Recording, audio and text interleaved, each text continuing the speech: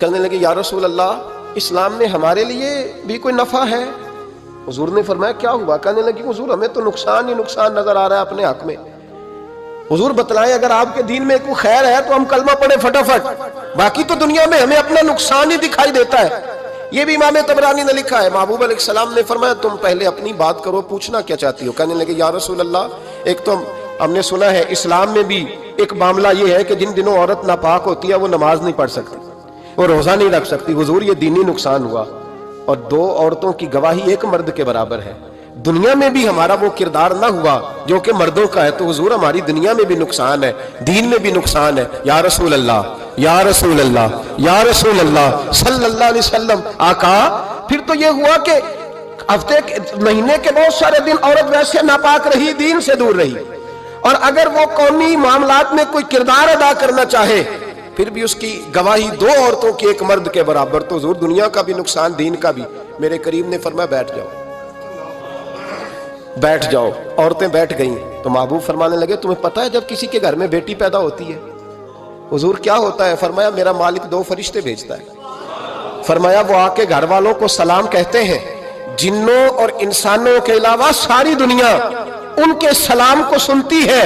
فرمایا پھر وہ فرشتے اپنے پروں سے اس بیٹی کو ڈھانپ لیتے ہیں اور پھر اس کے سر پر پر پھیرتے ہیں، اور فرمایا پھر وہ ان کے باپ کو کہتے ہیں ان کی صحیح طرح پرورش کرنا، پھر ان کے ذمہ داروں کو کہتے ہیں، ان کے خاندان کے بڑوں کو کہتے ہیں صحیح طرح پالنا۔ اگر تم ان کی یہ لفظ سنو میرے محبوب کے، حضور فرمانے لگے رب کے فرشتے کہتے ہیں اگر تم نے صحیح پرورش کر کے بیاہ دیا تو اللہ قیامت تک تمہاری مدد کرے گا۔ کس طرح؟ اللہ تمہارے رزق میں بھی تمہاری مدد کرے گا، اللہ دنیا کی مشکلات میں بھی تمہاری مدد کرے گا، اور جب مرنے لگو گے یہ شارحین نے قیامت تک کا ترجمہ کیا۔ شارحین فرمانے لگے گویا حضور فرما رہے ہیں جب تم مرنے لگو گے بیٹی کی پرورش کرنے والوں تو رب کریم تمہیں کلمہ یاد کرا کے تمہاری مدد کرے گا، اور نکیرین کے سوالات قبر میں آسان کر کے تمہاری مدد کرے گا، اور قبر میں جنت کی کھڑکی کھول کے تمہاری مدد کرے گا۔ میزان عمل پر تمہارے عملوں کا وزن زیادہ کرا کے اللہ تمہاری مدد کرے گا، پل صراط پہ تمہیں آسانی سے گزار کے تمہاری مدد کرے گا، میزان عمل پر اپنے محبوب کے ید اللہ والے ہاتھوں سے تمہیں جام پلا کے اللہ تمہاری مدد کرے گا، اور فرمایا تمہیں دوزخ سے بچا کے جنت میں ڈال کے رب تمہاری مدد فرمائے گا، یہ تمہاری مدد ہوگی۔ حضور نے فرمایا یہ تو ہے بچی کی پرورش، اور میرے محبوب نے فرمایا عورتوں تمہیں پتہ ہے جب کوئی عورت حاملہ ہوتی ہے تو اسے کیا ملتا ہے؟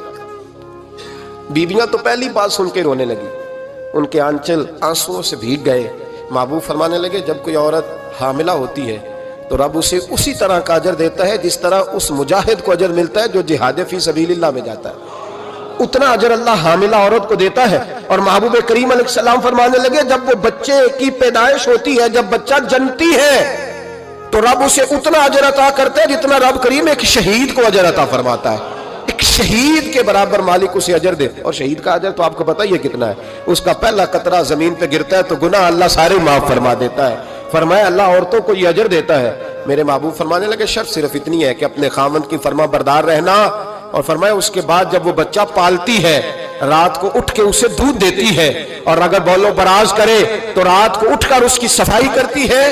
فرمایا جو بیوی اپنے بچوں کی خاطر رات بیدار رہے گی رب کریم اسے اتنا ہی اجر دے گا جتنا رات کو اٹھ کے نفل پڑھنے والے کو اجر عطا فرماتا ہے۔